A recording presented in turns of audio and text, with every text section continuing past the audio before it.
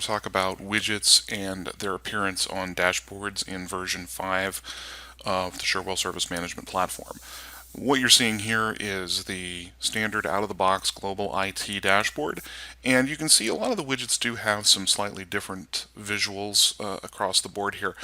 Most commonly, when we want to change the look and feel of a widget, it's probably going to be a gauge or a text gauge or a graph of some kind. So that's what I'm going to focus on here today. Keep in mind for things like search results lists, there aren't a lot of appearance or display properties that you can change. The background will always be white with black text, and the font size will always be the same. So keep in mind that not all widgets can be changed this way, but things like, again, text gauges and charts and graphs can actually be manipulated to give you a display that you'd like to see on the dashboard. So I'm going to just go right into it and show you the way that we do this, and I'm in the blue pill today, so you can do this from the blue pill or the orange pill in a blueprint. Just go to your dashboard manager and open up the dash you want to manipulate. I'm simply just going to edit the global IT dashboard. Once that comes up, you'll see we now have obviously our editor, and if I select any one of these widgets, for instance this widget here, which is our closed on first call, and the background here is just clear, but you'll also see that actually the text is red at the moment. Now the nice thing about this is if you go to the foreground color or the text color, right now we can actually use expressions, and we can base those expressions on various metrics within the system. So if I take a look at the expression behind this, so if first call resolution metric value is less than 75, then we want to make the text color alert higher, sort of a red color. Otherwise it's going to be green. Now I can take a look again at that metric, what's behind it. It's called first call resolution, and I can pull that up. This is the refresh rate of that metric, but if I go to the metric, which is first call resolution, right here, and edit it, can see how that metric is calculated. I can see here that we have two additional metrics that are being used to calculate, and of course the / is just a division symbol. All incidents closed on first call and all closed incidents. And I can look at those again. My little down arrow here will allow me to go in and browse my metric values. And within my closed incidents metrics, I saw all incidents closed on first call. And I can edit that one and see what this one is. Again, here we go, all resolved or closed incidents closed on first call. That's the search results list. And I can take a look at what that does. Okay, incident is an incident. Rec ID is not empty, which means it's an actual record. Closed on first call equals true, which is just a flag that we can set in the incident. And it's either closed or resolved. So that actually gives me all incidents that were closed on the first call.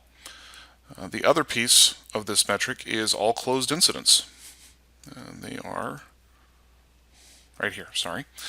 This metric here, again, all closed incidents, just another search results list. I can quickly edit that, say, okay, it's an actual record, it's not a service request, and it's closed. So what that does is it just gives me back a metric that can actually drive the color of the text. And what I said here again is if it's less than 75%, we're going to show red. If it's better than 75%, then we're going to show green. That's the out-of-the-box expression. You can make that whatever you want. Equally, we have this. We actually have an expression driving the background color of this rectangle. Again, so our SLA response breach metric, if it's greater or equal to 1, then make it red. Otherwise, we just make it black so it actually matches the background. In this case, what we're doing is basically if there is anything in breach currently, it's going to show red here. It gives you a bit of an alert. Now, if I wanted to change the actual background of a widget, say this widget here, which is open incidents, I can go into my widget properties, or right-click and go to my background color, and I can change it here. Again, I can use an expression here and base it on a metric of any kind I want, or any flag that I can actually choose. The easiest way to do that, of course, is to use metrics and say, okay, well, maybe if I have more than 500 open incidents, then I want this to be red. If it's 200, yellow. If it's less than 50, then green.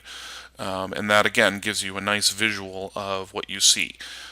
Equally with graphs, if you look over at this graph on the right side that I'm looking at now, we have a background color we can set here as well. And again, we can either set it manually to a web color or to the theme, or bring it over here to see it a little bit better. Again, I can use expressions. This is all very new in version 5, and it's a huge bonus for dashboards because it gives you the ability to make a dashboard much more dynamic based on metric values. So if our workload is too high, maybe this graph shows in a red or yellow or another color on the background, and we can build those metrics to work for our organization. So, simply put, in order to change the backgrounds or colors or appearance of various widgets across a dashboard, all you really have to do is know what it is you want it to look like, and then you can build the expression based on a metric or simply change the color yourself along the way if you have the ability to manipulate that particular dashboard. I hope this has been helpful in showing you quick and easy ways to change the appearance of widgets on a dashboard. Thank you.